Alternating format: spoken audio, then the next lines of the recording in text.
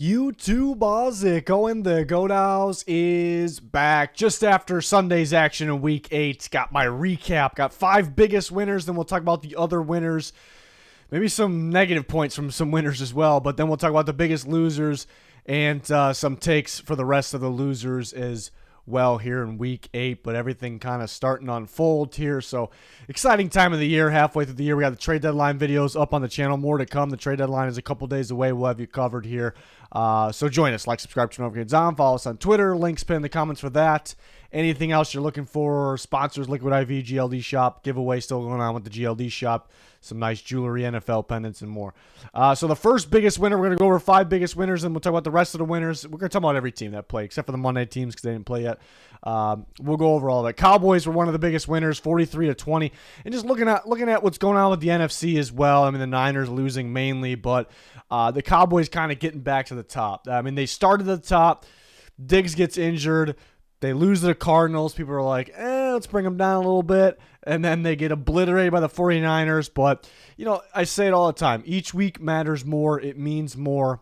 This is more your identity, what you're doing, if you're doing it consistently around this range of the season. So, for them to play good football right now, like right when we're starting to get into like where teams really show their identity and, start to get that playoff push mentality. We're just in the beginning of that, so being able, and the Rams are better in their record. They're a pretty decent team, and be able to dominate them the way they did. This game was over pretty much right away.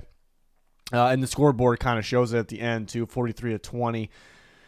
Really, maybe they beat them by more than that if you watch the game. But I like that they're just they dominate on all phases. And I keep talking about there's a handful of teams, a handful might be generous, a few teams that, when they win, when they look good, I mentioned that they can win in several ways. And I think the Cowboys are one of those teams. I know people doubt Dak, and understandable. Like, he has to be better in the bigger games, crucial situations, for sure. But they can win with the passing game. They can win with the running game, even though it's been a little underwhelming. They did some damage there. They can win with defense. We look at defense, they can win with pass rush. They can win with, playmaking ability in the secondary. So there's multiple ways they can win. And when, we talk about they dominate in all phases, Turpin had a good punt return as well. So when we say all phases, they actually mean all phases. And they blocked the punt for, end up being a safety too. And that was all like right in a row too. So, when we say all phases, we mean it in a game like this, but they're back towards the top of the NFC. And that's what we were talking about. Like, kind of started there, kind of going down a little bit, back up there. A few other teams, obviously the Eagles at the top right now, they'll play them next week, but, kind of just getting back up there. CeeDee Lamb was a monster in this game. He seems to dominate zone coverage, kind of something I picked up from him. I did like him having a big game. I like the Cowboys having a breakout game. I called that one, just having a big-time game, and they did. Lamb did. And Deron Bland's been fantastic playmaker out there for the Cowboys. So, they do miss Diggs. They are going to miss Diggs, but Deron Bland, I mean, it's a pretty good guy to have there, obviously. So, very impressed with the Cowboys in a game like this. I kind of expected it. I don't know if I didn't expect 43 points, but this didn't really shock me, But a good outing for the Cowboys to kind of get back in the mix of the top NFC teams. How about the Broncos? You almost have to put them up here for one reason. There's more than one reason, but just the one reason of just beating up the Chiefs, of making the Chiefs. That's my takeaway. They made the Chiefs look like a very bad football team. So I think that alone, and beating the Chiefs 24-9 just a couple weeks after losing them, and just they got outplayed by the Chiefs way more than what the score showed a couple weeks ago.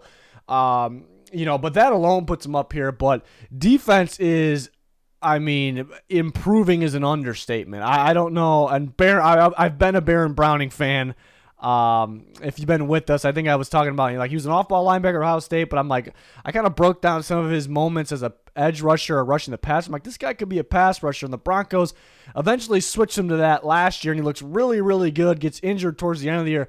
He's finally coming back, and he just looks like an absolute monster. Looks like a natural off the edge.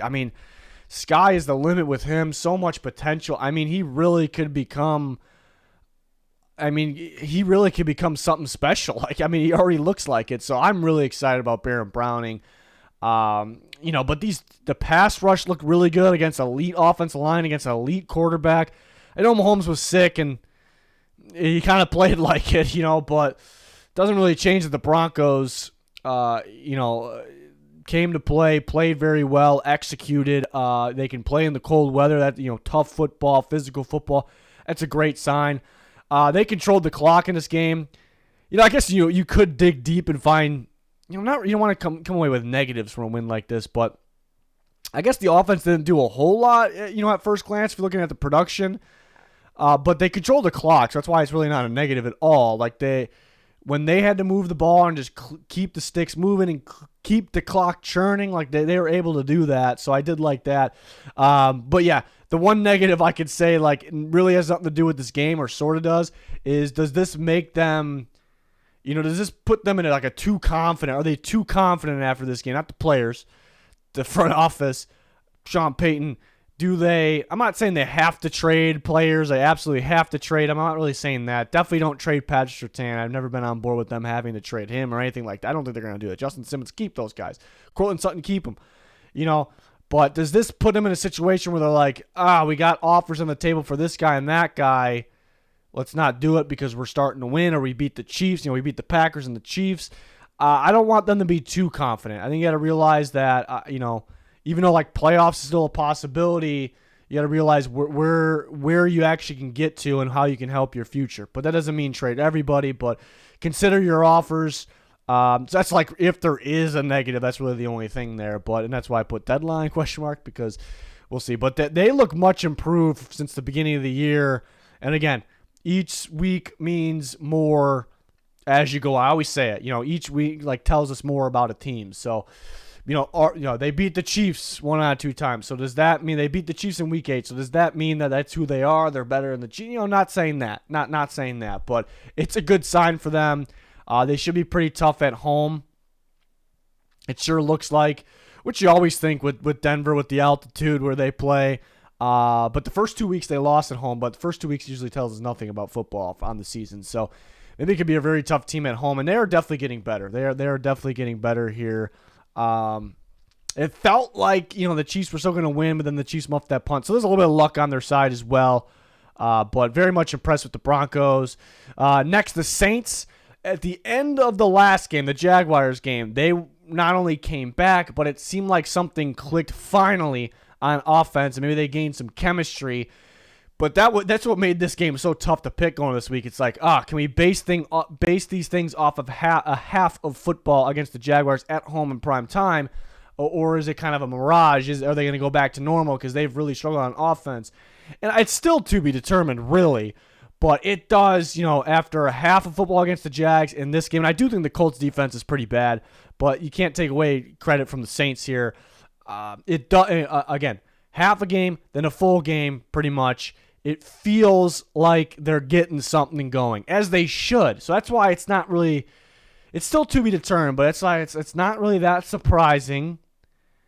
And that kind of goes in them getting several players involved in different ways. That's because they have those players. Derek Carr struggled a little bit, but he can play quarterback. We know that. Olave, some actually did drop. He did have a bad drop, but he can get going, whether it's from outside of the slot. Michael Thomas, same thing. You get Rashid Shaheed had a monster game, just an absolute deep threat, and we have seen that here and there, maybe a little bit more than here and there in the past, but it just like stretches defenses. It opens things up so much more. Knowing I love that one at the end of the game too, where it's like they probably are focused. I like the variety of everything. And the more I'm thinking about it, I love the variety of everything for the Saints, if that makes sense. The variety of plays and usage of players, it just opens up so many. They could be a very good team. I was kind of like not super high in the Saints, but I was kind of thinking this is easily the best team in the NFC South going in the year, because this is kind of what I was picturing. But they're using Taysom Hill in different ways. Obviously you can run the ball to Kamara, you can throw the ball to Kamara. Getting all these backs involved, and again, Taysom Hill as almost as a back, even throwing him the ball. I think it was one catch, but we've seen that as a factor. But again, Shaheed down the field really stretches the field using Olave, Michael Thomas inside and out. It just messes with the defense. It messes with the game plan. It messes with the pre-snap adjustments. It's a predicting game when it comes to defense. So not just using the variety of players, but the different ways. So that's what I love about the Saints here, and that can open some doors up for the rest of the year. Let's see if they can keep going. But yeah, I thought Taysom Hill, and we talked about Sheed. I thought they were massive factors in this game. Kamara's first touchdown was very impressive. Yeah, so it looks like they can get some things going here in this game. But yeah, I mean, defense, the run defense, that they were a little off in this one, but I kind of thought that might happen because the Colts don't have like your traditional type of run, a lot of misdirection, some RPO, read option, obviously. So I guess it's a little different than what these like old school, like Dennis Allen's been around for a bit coaching defense and a lot of old school players. It's a little bit different. So sometimes you saw the Browns kind of had a hiccup against that offense as well. So I guess nothing to worry about there. How about Will Levis and those Tennessee Titans? They won 28-23 against the Falcons. They were underdogs in this game. I do wonder, is this just a home thing? So we've been talking about the Titans look like a very, very good football team at home this year, and they only had 2 before this game at home. They're 2-0. That London game was considered a home game, but of course they were not in Nashville. They were in London, and they've been pretty terrible away, obviously. So is it just a home thing, something with the Titans being at home? I guess we'll find out. They'll play away on Thursday. I guess we'll really find out because they're away on Thursday Night Football against the Steelers, who have an injured quarterback, and Minka Fitzpatrick's injured as well. So I guess we'll learn a lot in that game. But what I loved about this game was the Titans' offense was different in a good way. It was kind of that same old thing. They couldn't really get things going before, couldn't really air the ball deep, couldn't make those like big, splashy, explosive plays. They can get yards. I mean, they can make splashy plays like Derrick Henry or Hopkins are going to catch once in a while, but kind of down the field, like those big-time crazy plays. So being able to see that in this game is great, but a lot of firsts. I mean, Will Levis ties a record for rookie passing touchdowns in a game.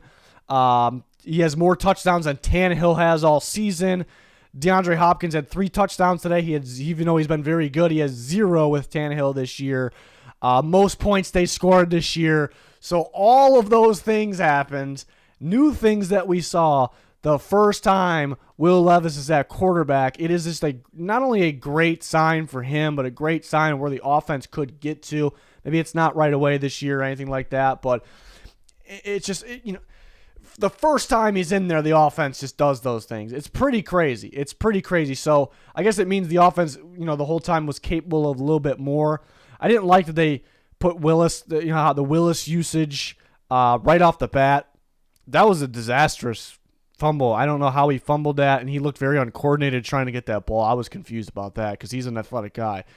So you do question that decision right off the bat with trying to use 2 quarterbacks, especially how good Levis is playing. I guess they didn't know it from the beginning, but let a guy get going, So they spotted the Falcons' possession and 3 points there, and they still won the game, I guess. But Jeffrey Simmons, an absolute game wrecker. I've always been a big Jeffrey Simmons guy. It's an elite football player there. I thought he had 3 sacks when I was watching, 3 sacks and forced fumble, but they credited him with 2 sacks. One was a tackle for loss with a forced fumble, but still, just an absolute game wrecker monster. DeAndre Hopkins, monstrous game. Derrick Henry ran very well. So, and Will Levis, for a rookie, getting thrown in there, not the best off. He just looked... Man, it's one game. It's one game. Maybe a tough game plan for the Falcons because the Titans did. It very much was. The Titans did not show any of this their other games. So the tape wasn't out yet. Could be one of those games, but with quarterbacks, sometimes it doesn't take a whole lot to see. Like sometimes it's not really the stat. It's not the stats, and sometimes it's not really. I mean, you like to see the big boy throws. The velocity on the ball, the ball placement, even at incompletions in this game where the ball placement was very good. But sometimes it's just about watching the quarterback, watching how he plays, how he reacts, watching his footwork. Does he go through his progressions? Does the ball come out on time? Does he look flustered? Is he panicking? He checked the boxes, all those things in a good way, obviously, the positive side of those things, the positive boxes. So it looked a lot more like the Will Levis from 2 seasons ago where he looked like a top 5 pick in the draft. And rather than last year, which I guess kind of goes back to talent really doesn't go away. So maybe we should have based more off of the 2 years ago. But last year, lacking touch, but was constantly off pressure. But showed a lot of good things in this game. And it looks pretty promising, but it is only one game. He'll face a tough Steelers defense in the pass rush on Thursday Night Football in Pittsburgh. So a true test on the Titans. Can they win away? And then one more biggest winner, but there's some other good winners as well. We'll talk about every single team besides the Monday night teams in this video. But Bengals winning 31-17 against a good San Francisco 49ers team. The 49ers were on a 2-game losing streak. They didn't have that much of a break, but still, they're the 49ers, and this might be a tough matchup. A team that is really physical, really good running the football, which the Bengals have been struggling to stop the run this year, surprisingly. And a team that is salty, angry, ready for a win. A team that's really good pass rush against a below-average offensive line in San Francisco. The matchup favors the 49ers, but the Bengals go out there and beat them by 2 scores. Very impressive. And here they come. This is the Bengals. It took them a little bit longer than normal because they always start a little bad, but it took them a little bit longer, but they're coming. They're coming. We're going to see them at home against the Bills Sunday night next week. I'll actually did this way too early stage. It's not that early. It's only a week away. I'll say I'm going to be surprised if the Bengals lose that game. But they just given the matchup, the circumstance, situation, all of that. But besides the point, they're getting going. I mean, a lot of things I like about this game. I like they won with everything. They won with Joe Burrow slinging it. They won with the passing game. They adjusted in the passing game. We'll talk about more about that in a second. But Mixon looked pretty good. The running game looked good. The defense made plays. How about that play by Jermaine Pratt? That was kind of the play of the game right there because it was actually really a wide open touchdown. The game could be different if they get that, but Jermaine Pratt makes a big time play. Then they make another interception right after that when they get the ball when the Niners get the ball back. So and they close out the game. So very much impressed how they can win in multiple ways. That's kind of the Bengals we know, right? The Bengals from the end of the last 2 seasons. So they're starting to figure it out. I still think that's kind of a good thing. Actually a positive. I still think there's more work to do. And but they can reach there's more upside to hit and they can reach that though. There's teams where there's more work that they're playing good, they can play a little bit better, or this team's got to play better, they got to get to here. I don't know if a lot of those teams could do that. The Bengals, I think they can reach that upside on the season here, so that's good. Plain simple, just look better than the 49ers, but they look smarter too. And what I mean by that is the Niners try to, they're really good at mixing things up and on both sides of the ball. But I mainly look at the Niners defense, the Bengals versus the Niners defense. Niners getting good pressure, the Bengals kind of adjusting to that, but the Niners, in the past years have been zone defense. This year been man, and they've been pretty good on man as a man defense. The last couple weeks maybe slipping up a little bit, or last week I should say, Monday night. But they tried to mix in some more zone. They try to throw this at you, and it's something that they haven't really had on tape. And they try to throw at the Bengals. And I thought Joe Burrow, and the Bengals in general, and the staff adjusting on the fly and just. Not phasing them, what they're switching things up. They just kind of think we're the better team. Let's go out there and play football. Let's, be aware of this, that. They can throw anything at us right now. So that's kind of what I mean about how they were smart. They felt like a smart football team, the players, the coaching in this game. So I think the Bengals are on their way to being, towards the top of the AFC. They're coming, in my opinion. I predict them to win the Super Bowl for the year. And I'm kind of glad that my prediction's still alive because they had a little bit of a scare for a little bit. Next teams we want to talk about, other winners. I mean, the Jags, it wasn't pretty, but they continue to win. They continue to find ways. When we see how this league is going, especially this year, how it goes usually, but how it is this year, nobody's staying consistent. It's just so difficult for teams to continue to win. Like a team, every time you start to get hot on a team, they lose. And the Jags, they're consistently winning. Again, they were a little sloppy today. I thought they played better, I guess I'll say, than what the score showed. But why I hesitate to say that because they did turn the ball over in the red zone. And if that's part of them not looking great, but if they execute like they normally do there. So it's almost like I almost look at it this way. This was almost like the game that they slipped up. Like every team has, all these good teams, they just randomly slip up. Like how did they lose that game? How did they look that bad? Happens every week to all these good teams. And this felt like that game for the Jags, but they still won by a decent amount, and I know Pickett got injured. I don't know if it really mattered. But they still won the game. So that's, even though it wasn't pretty, that's kind of the positive there. Like, this was like kind of the slip-up game, and we kind of thought it could be. I predicted the Jags to win, but we thought, this could be the trap game, going in, and they still won the game. So that's the positive there. Josh Allen was great. Playmakers making plays when they need to. Panthers, we said it last time. Last time we saw them play was the Dolphins. They lost. They blew a comeback, but it's like, all right, they're improving, we think. And they had a bye. And they had a pretty solid outing as well. I mean, it's hard to say that fully because the offense didn't do a whole lot. I guess they did what they needed to do. They controlled the clock when they needed to. I was surprised that last possession with the game-winning field goal was the last possession. I know how that drive was going. I thought they're probably going to score some sort of points on this drive the way it's going, but the Texans are going to get a shot. So for them to control that situation, run the clock, and win the game that way, that was pretty impressive. Bryce Young played well. I actually thought he outplayed Stroud by a little bit. He did get sacked a bit. Sometimes the movement decision, the pocket still, needs work. Defensively, they were fantastic in this game, way better than expected. So they look like they won a game. They look like they're a little bit improved. Eagles, very clutch. We kind of talk about that with the Eagles. Like, my favorite part about the Eagles is like when they need to be, most of the time, when they need to be clutch and they need to step up and they need to execute in this situation, that situation, they do it. They do it. I think it goes with the star talent they have. Hassan Reddick making big plays, getting big pressure, getting big sacks, game by game. At the end of the game, there's one. AJ Brown's ridiculous right now.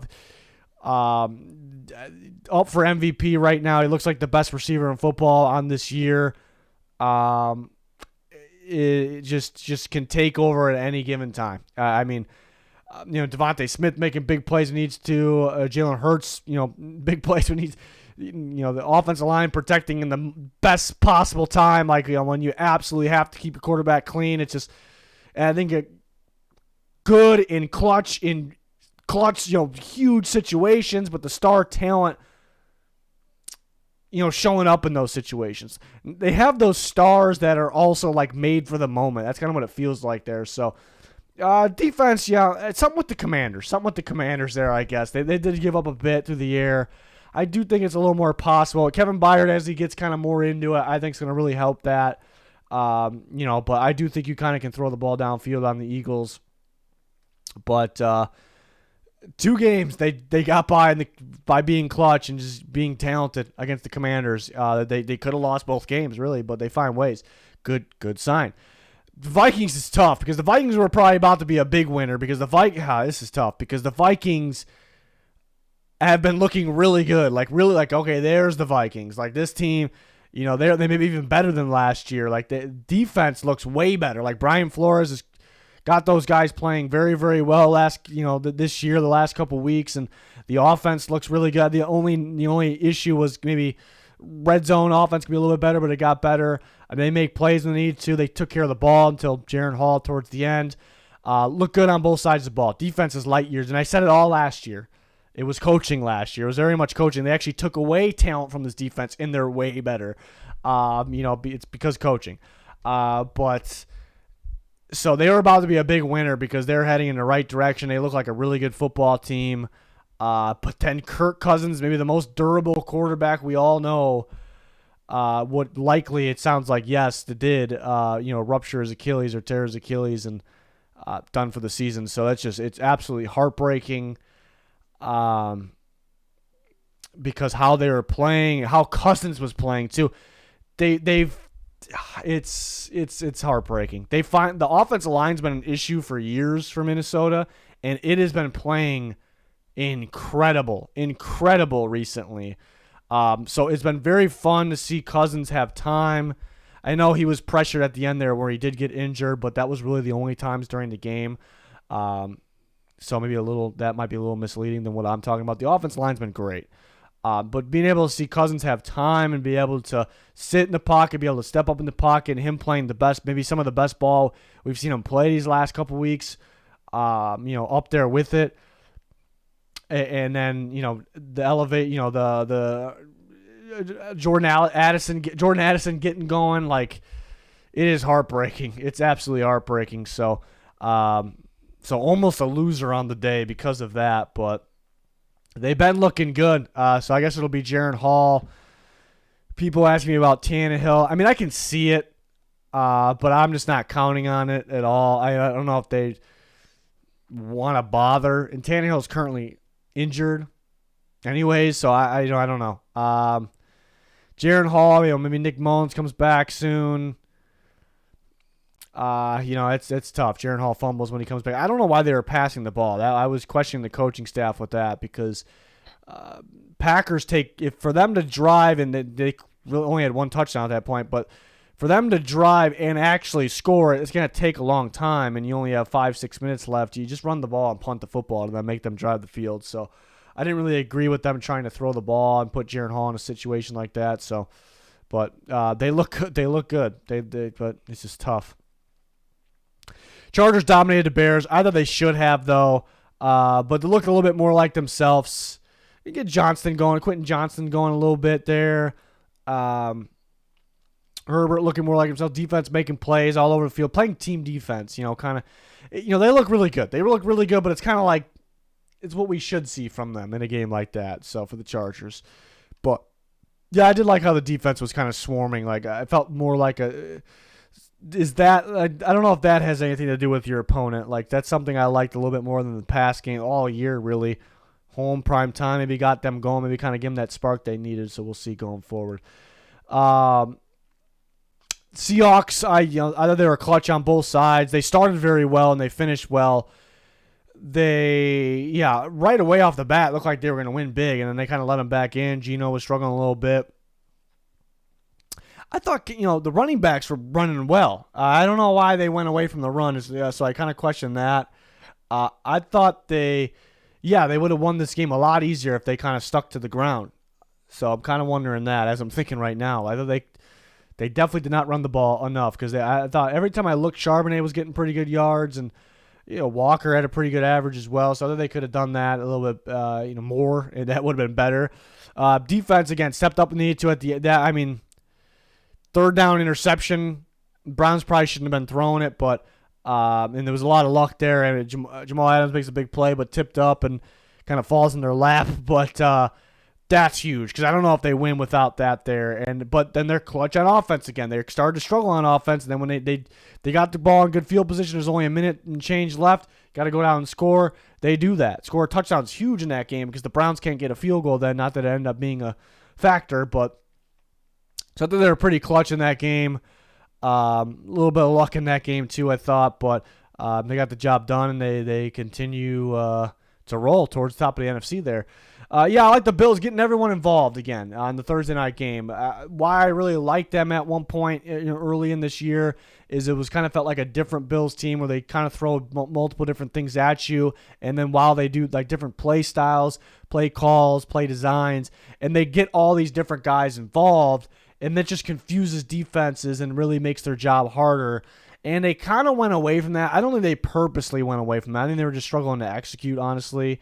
But they went back to that. I mean, getting Khalil Shakir going, slot receiver, Dalton Kincaid, just a big time factor. It just like creates mismatches and problems for the defense. So that is what's going to keep the Bills very solid here. So they got the job done that one. They made it was like a little interesting at the end, I guess, but didn't need to. But bounce back game for the Dolphins. Star receivers showed out. Tyreek Hill, Jalen Waddle showing up when they need to, making big-time plays. Tua did have an ugly interception, but overall threw the ball very well. They gave the Patriots some opportunities, though. If the Patriots were a good team, they would have beat the Dolphins in this game. So that's kind of my thing with the Dolphins, though. They do, they'll beat the bad teams, but the good teams, they still got to beat a good team, and you can't be giving them opportunities at the same time. So Ravens... maybe almost like a little bit of like a hangover game, but they found a way to win. I want to say found a way. They had control of this game. It was a little sloppy early, but the score kind of showed it closer than what it actually was. But overall, They could have been a little more convincing, but they get the job done. They kind of adjust. Early was a little, it was, they were losing, then it was tied, and Tucker misses a field goal in there, and it just look a little slow, and that didn't look great. But they did adjust. They kind of, Lamar gets going a little bit more, or getting Mark Andrews a little bit more involved. Gus Edwards, I thought, had a really good game. Defense did their job, but it wasn't the game from last week, but they won. So being able to continue to do that is huge, obviously. And the Jets clutched up when they needed to, I guess. Zach Wilson used his legs when he needed to. That Gano misses that field goal, and it's like, wow, but the Jets got to get down there and kick a field goal, but they do that in one play. So, Garrett Wilson played a good game. The defense did their job, right? And then they win in overtime. They were able to execute in overtime, be the better team. There's not a whole lot of positives here, though, because they were fortunate to win, but a win's a win. But they're fortunate to win while third-string quarterback Tommy DeVito's in and just playing, the quarterback play in this game was very, very bad. I mean, Zach Wilson, I thought overall was bad. I guess he was clutch in the end, but I guess there was some, quarterback play for the Giants was, I guess, though, as bad as you can get, rating-wise, but the Jets still just squeaked by, so not ideal, but they found a way to win, just get out of there with a win in a defensive game like that. We knew it might be a 3-point game, so that's just what it was. The biggest losers, the Niners at the top, and that's 3 straight losses for them, so you think a really good team like that would be able to, find a way or, bounce back or figure it out. It's been tough, but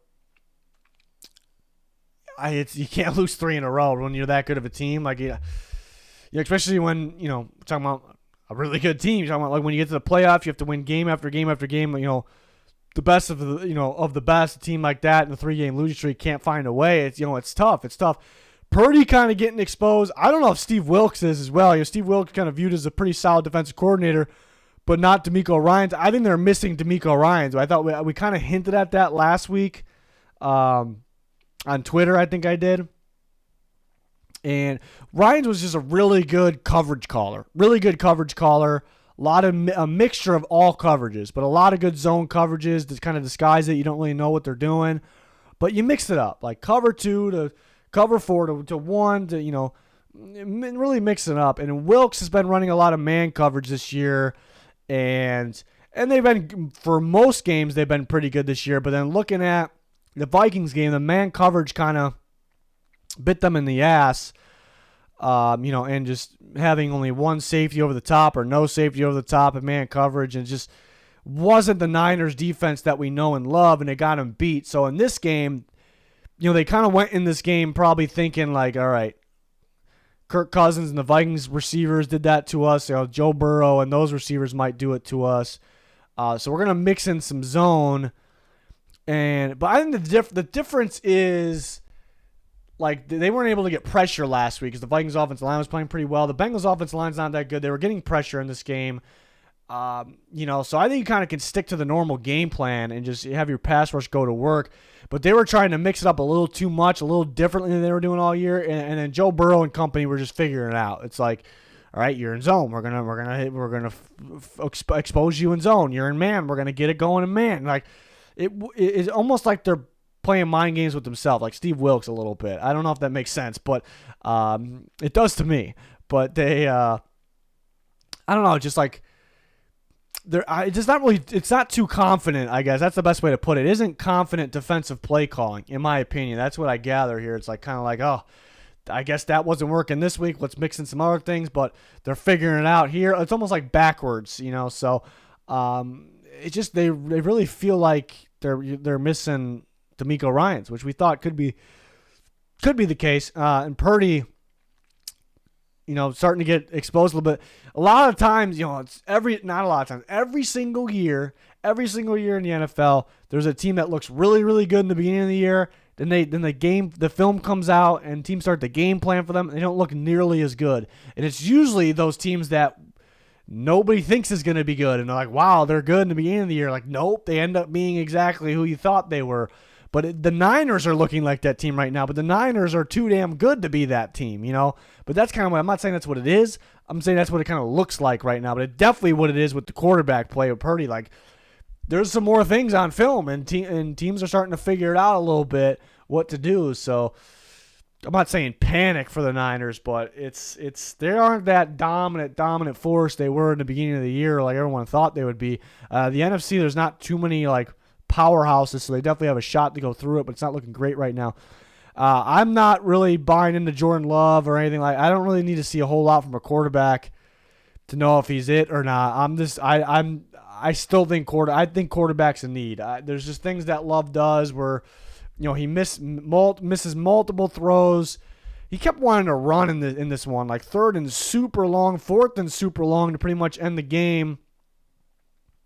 And he just doesn't want to take a shot. Like, he needs a guy to be wide open to throw it, and he's missing like just short on guys when they're wide open or just long. You know, steps into pressure. He was escaping it for the most part in this game, but you know, just a little fluster, not being able to read the coverages correctly, which Brian Flores does throw some weird things at quarterbacks, did it to Purdy as well. But there's just, you know, teams are starting to game plan for Love, and he's, you know, usually the young quarterbacks get better, but it's not really happening that way. It's happening in reverse because the game plan's coming out. Teams starting to figure out like what his weaknesses are and how they can play against him. And I think these last few weeks, I think what the Packers are showing me is what they need is a rebuild. You know, they need more cap space. They probably need a quarterback in the future. They're going to need a running back. Young receivers are all right. They don't have that same offensive line they had for so long. Defensively, I mean, there's a mess on defense, too. I mean, the run defense has been awful this year, but the pass defense wasn't good in this game, and they need safeties. They probably can live with their corners. Obviously, I like Rashawn Gary. They're going to need other pass rushers. Maybe Van Ness will step up at some point. They need better run-stopping linebackers. They need a lot. They need a lot more than we thought, so it could be time for the Packers to, you know, kind of think about rebuild. Chiefs today look like a really bad football team. Now it's maybe one game they just slipped up. I guess they do that sometimes. Everyone does it sometimes, but they looked, you know, and Mahomes was sick, but they looked really bad. They probably still could have won this game, but the muff punt was definitely a killer. But they still couldn't get anything going on offense. They just couldn't really get anything going. Broncos were pretty tight in coverage on Kelsey. Rashee Rice dropping the ball. You know, Mahomes turned the ball over. They look like a really bad team today. It's against the, you know, I think it's, again, it's one game, maybe just slipped up one game, but against a team you just played 2 weeks ago, there shouldn't be a whole lot, and they completely outplayed them more than the score of the a few weeks ago game.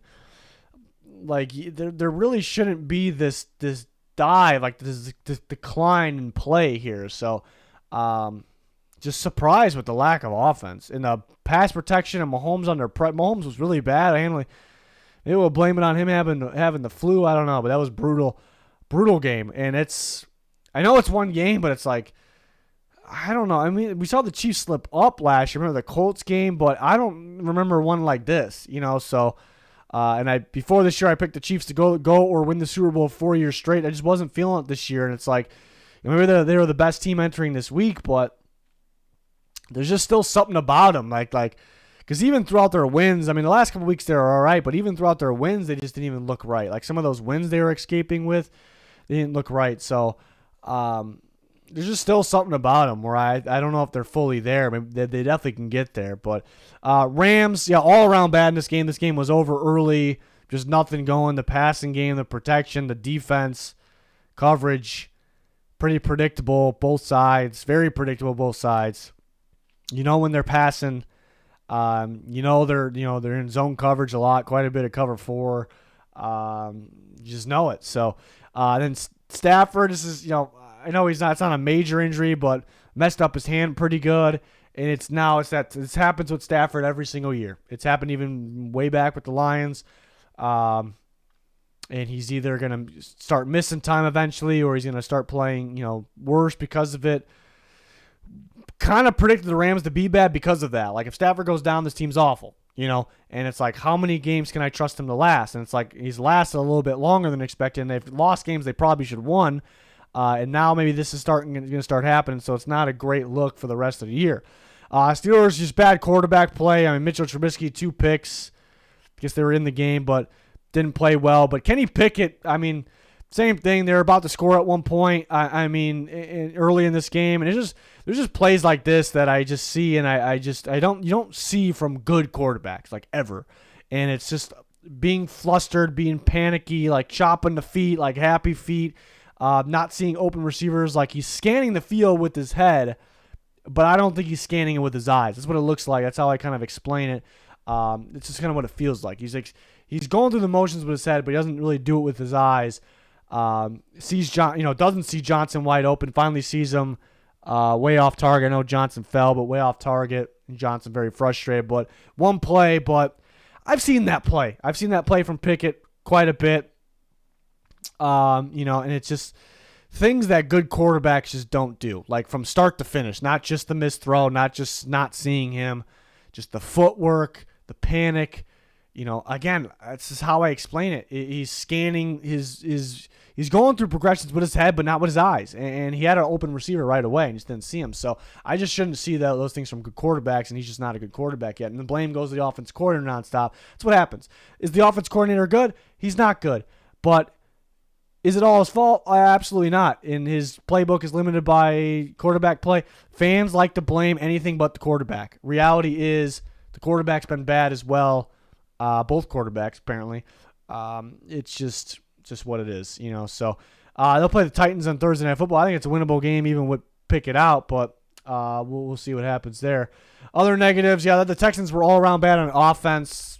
You know, if it was like rusty from the, from the bye, because I guess they had things going a little bit, and then the bye hit. So it was tough. But yeah, Stroud didn't look right in this game. He was holding the ball too long. I know his receivers weren't getting separation, so all around bad. Like nothing was really going across the board. Receivers were getting separation, everything. But Stroud kind of looked like those other Ohio State quarterbacks in the NFL, like holding the ball too long, taking some bad sacks. So I was a little surprised about that because that's usually not him, too. That's like good footwork, maneuvering correctly, buying himself some time, knowing when to get out of the pocket, not taking bad sacks, knowing the ball. I already said that. So I thought that was weird. I thought they could have done. There was more to be done on offense. I don't know why they just couldn't. I'm not sure what the struggles were about there. Maybe just one game after the bye week where they just struggled a little bit. Colts defense is bad as expected. Kind of thought this would happen. Some people arguing with me. It is what it is. And the offense is better than expected, but I think it's because it's Steichen offense. But I thought they could have ran the ball. I know they were trying to come back, but they had a good lead, actually. They're up 17-7, so they blew that lead. But I think they could have ran the ball a little bit more because the running game was working so well at that point. But then they did get down, and they couldn't really run it that much. But Downs had a really good game. Big fan of Josh Downs. Defense just wasn't holding up. I mean, the Saints have not been able to score consistent points all year, and they're letting them, score these points, giving up the big plays. Guys getting burned when you absolutely cannot get burned, where you absolutely can't let guys behind you. But Gus Bradley's defense is kind of out of date. It's outdated, out of style. We've seen it so much, so not really thrilled about that either. Just too much cover 3, predictable. So this is kind of what I expect from the defense this year. Actually, this is probably worse than what I was expecting, but saw it last week as well. I know the Browns created points on defense or on their defense last week as well. Besides the point, but so offense though could do some damage, but it's kind of they get up because Steichen's good. I thought he could have ran the ball a little bit more, but good game plan. Tough to game plan for. Tough to deal with. They start off good because of that, not so much the talent at running back, but and they got all their good players. Like I said, I like Downs, but then it all kind of, the Saints are just more talented, and that's kind of why we predicted the Colts to lose some games this year because they have a very easy schedule too. But so that's kind of what happened in this game. So it was disappointing in them. Washington, they had an explosive offensive game. Can't get the job done though. They cannot. It's impossible for them to get the offense and defense on the same page. They just can't do it. Like, offense is playing good in the beginning of the year, but the defense is worse than it's supposed to be. What's happening? And the offense starts shitting the bed, and the defense is playing better than expected. But there's a problem because the offense isn't going. And now it's just the opposite in this game. They're not consistent. They're at all. Nothing's consistent about them. I don't know. This is some negatives in this game too, because they're so explosive on offense. I still think they got to look for the quarterback of the future. This is definitely not all Sam Howell's fault, but he does have some weird decisions, and especially holding the ball and taking some sacks. But a game like this, these games that pop up show they can be explosive on offense. It's like, I don't know if it's going to mess with the front office's head or what, but they randomly could be explosive. There's your positive, but I don't know. They could have beat the Eagles twice. They can't figure out a way. It's a tough season. Doesn't need to be a tough season, really. Bucks, yeah, it takes too much to score, like too much clock, but just too much work as well. It just seems like you can feel how much work it is, like throughout the game. Like for Baker, the run game. Sometimes they purposely play for. And sometimes I don't blame them, but they purposely play for third down to make it shorter distance. A lot of the time they do that, but it just seems like so much work to score points. It's it just don't have enough. That's kind of what we say. Keep saying it recently, and they're on a losing streak, and they're kind of look like the team we thought they would be. Defense gives up too much space. Maybe too much zone coverage from them. That Super Bowl year, they were running a lot of man, like mixing in the man with the zone. Now a lot of cover 3 teams just.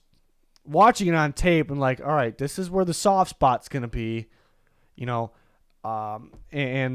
that's kind of what happened. You got Khalil Shakir, who was pretty decent prospect at Boise State, but hasn't been much in the NFL, and he's like able to he's understanding as he's running, like maybe before the snap, like what the coverage is going to be, and I'm going to go to this spot. That's what it was.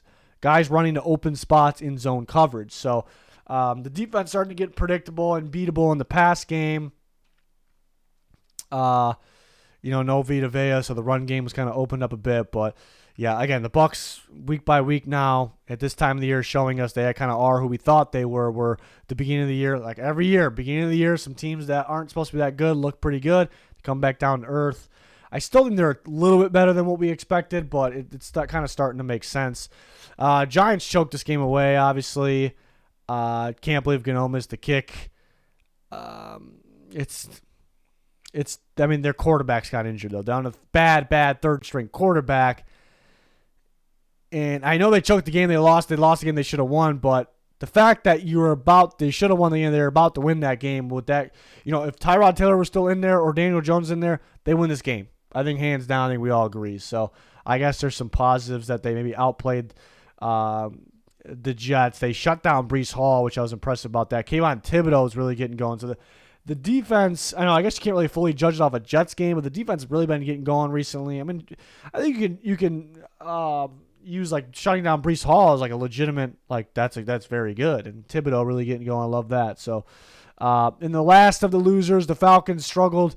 I thought on both sides. The defense has been playing great this year, but they struggle against the Titans, a struggling Titans offensive team with the rookie in there. Now, I guess to their defense, there was no tape on that. We haven't seen the Titans really air the ball downfield. It was a different-looking Titans offense, so they just weren't prepared for that in terms of the game plan, I suppose.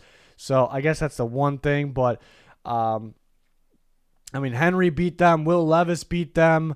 They were even spotted some points. They bring in Willis, and he fumbles the ball right away. A gift right there. Ritter played bad again. He got benched. Apparently he was concussed, but when they said he was concussed, he's on the sideline with a earpiece in, whatever, listening to plays. So I don't know if you do that with a guy that's being evaluated for concussion. I don't think you do. But I'm sure it sounds like he'll be back in. But I guess the fact that I thought they got completely outplayed in this game. I know they got completely outplayed, but they were kind of in the game still and had a shot. So I guess if there's a positive there, but not much of one. Browns, bad start and finish. They started like they were going to get killed.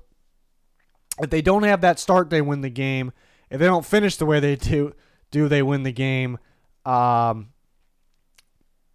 it goes to the interception. It's you punt the ball there. There's a pretty decent shot you win the game. The way the defense is playing, I know the defense gave up a touchdown. They shouldn't do that. I know, but they only had to go half the field.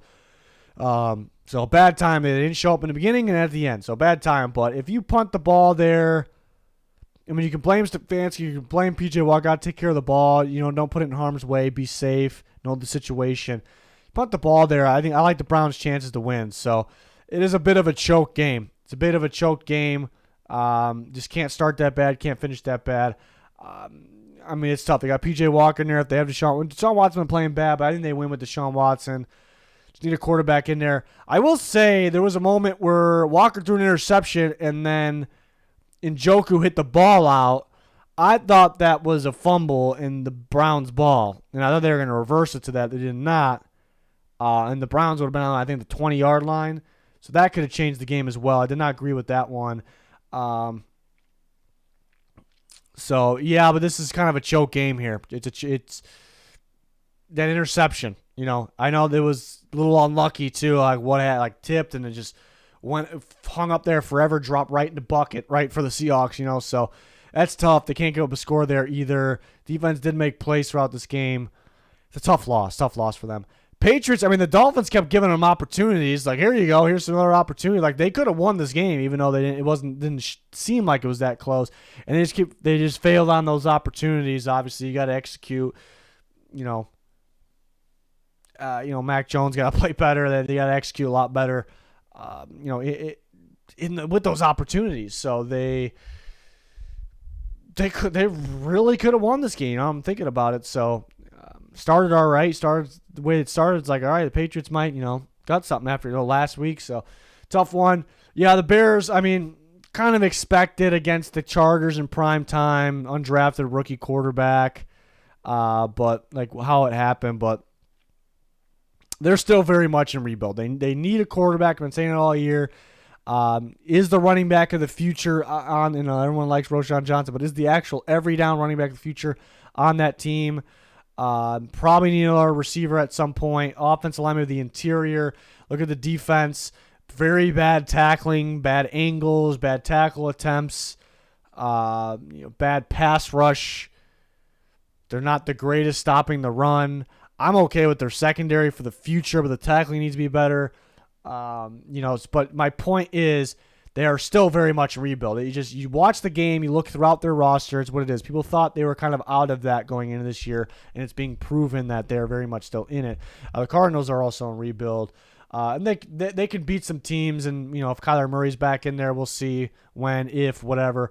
But they're lacking the talent. We say it every week, and that's why they're losing these games. But they seem to just start well. But why can't it last? I think it's because of the talent. But you think one of these times that it would be able to last. They would be able to continue playing well, off of momentum. But and you could blame coaches for that. You have a great script, you have a great game plan. You have these guys motivated to play. Other teams adjust. You don't. So I guess they deserve a little bit of blame, but I really think it's the other teams adjust while having way more talent than the Cardinals because they're supposed to. On paper, maybe the least amount of talent in football are down there. So it's pretty much the same take every for the Cardinals. It's literally what it is. And coming back down to earth a little bit more. Josh Dobbs playing a little bit back down to where Josh Dobbs level. He doesn't help that they're beat up a little bit, but. It is what it is. But that is my takeaways and recap from Week 8. We still have a Monday night game. We'll be covering that on Twitter. Have my bets on there as well for that game tomorrow. And then we'll start working on, right after that game, working on our Week 9 content. Really excited about that. Trade deadline on Tuesday. We have a bunch of videos up for the trade deadline. More to come here still. And then kind of the halfway point videos start to come the next couple weeks too. So exciting times. Going to do it. Thanks for watching. Goodbye.